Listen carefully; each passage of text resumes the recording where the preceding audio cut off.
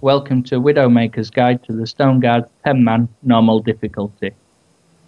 Hello, I'm Wintertouch and I'm a hunter. Hello, I'm Luscious and I play a warlock. Hello, I'm Chevelt and I'm a priest healer. I'm Ironhide, I'm a shaman healer and I'll be talking you through some heals today, hopefully. My name's Alice and I'm the DK tank.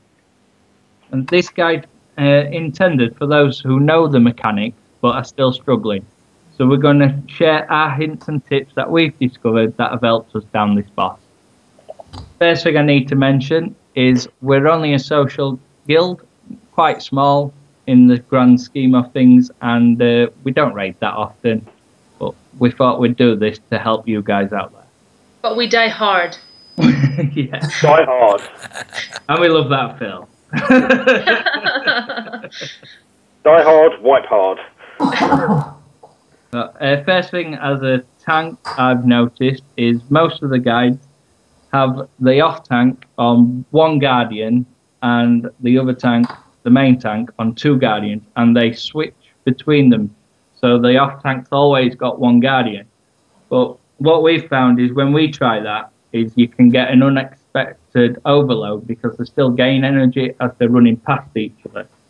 So what we found helps is that we start the fight as you normally would, with one tank tanking the two on his own and the other tank tanking the one on its own.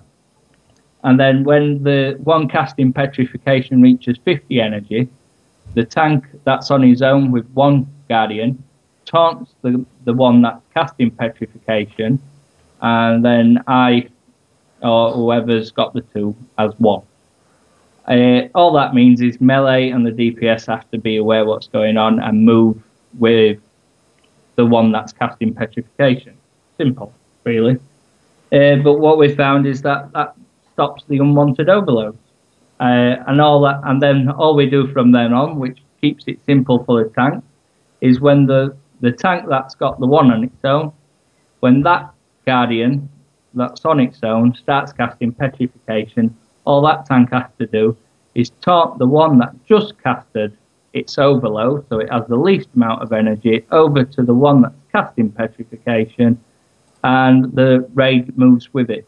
So you move from one side to the other, and you're always on the two guardians. It just keeps it a lot cleaner. You get no unwanted overloads. It's a lot simpler for the tanks as well. That's the first trick we found, and it helps loads. The only trick with that is, ideally, you really want to have your raid sort of more heavy with ranged. If you've got a lot of heavy or melee, it might not work for you, but I'd imagine you'll probably find you've got loads of mages anyway. But yeah, well, as long as melee know how to stay out the shit, they'll be fine. That brings me to my next point. As a healer, do not stand in the shit, please, people. Yeah, especially the purple shit. Purple shit. It's so pretty. Yeah, as Luscious knows, the purple shit kills. I might have died once or twice, maybe. I think he just likes purple being a warlock. It's the best colour. The other thing, what I do as the tank and the raid leader, is I mark the all the bosses with their corresponding colours. So Jade obviously gets the green mark, Cobalt gets the blue mark, and that way, whichever's casting Petrification, the colour that fills is the colour the DPS should be hitting. I keep it as simple as possible because I know DPS aren't the brightest. Oh, bless them. I'd like to point out as an healer, if in your raid frames your light goes out, that means you're out of healing range. Don't expect the healer to come to you. Get back in healing range. That's very good. Remember, healers are your friends. Don't upset it. I would like to mention that if Jasper's up, which it isn't in this fight, but having those chains is a pain in the arse. And being a ranged DPS and getting chained to a melee is not fun. Yeah, No. mentioning the Jasper chains, I know on some other guides it also says you can break the chains as long as Jasper's casting its Petrification because of the 90%. Well, it's 15 seconds that you have to stay apart to break the chains, And believe me, it's a lot faster than 15 seconds for Jasper to cast its overload. So don't try it. We've found, we've wiped that many times trying to break the chain. It's just easier for you to get to the person you chain to and save the raid. Simple, really. Don't try this at home. Yeah, Don't try this at home. Don't try break the chain. Simple. Yeah, I mean, as a healer as well, I mean, the other thing is what you do need during the chains. I know we haven't got them on the video, so, I mean, you're going to have to find your own way with this. But, yeah, if you're a healer, you need, or whatever, you need good communication with whoever you chain to. You need to stay together, because, especially if you chain to melee, everybody needs to move together, stay together. So if you're not using the Skype or whatever, sort it out, because you need to talk to each other quickly to stay together, because healers, we can't move when we're healing. So if a melee is busy chasing the boss, I would say it's easier for any ranged healer or otherwise to move towards the melee than the melee move out. You need the DPS to beat the enraged timer. Yeah, I would say. Yeah. Communication is key.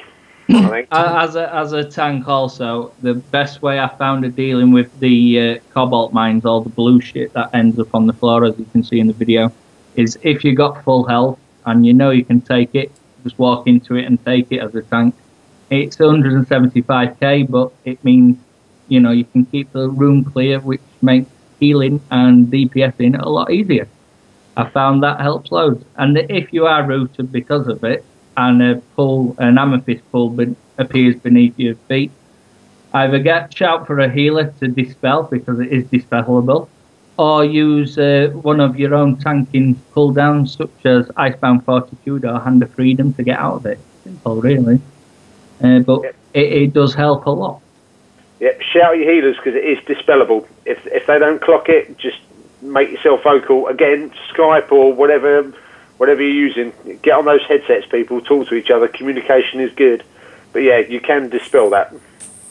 Well, I'd just like to finish by saying, if you follow these steps, it's a fairly simple fight that is mainly in your tank's hands, as you probably know. So I hope this helps. If it does, and you would like us to do some more, guys, please like and subscribe. Also, we'd love to read your comments if it helps you. And if you would like to watch this video uninterrupted with our raid chat, please follow the link at the bottom. So, see you next time, hopefully. Bye. Bye. See ya. See you later. Border room.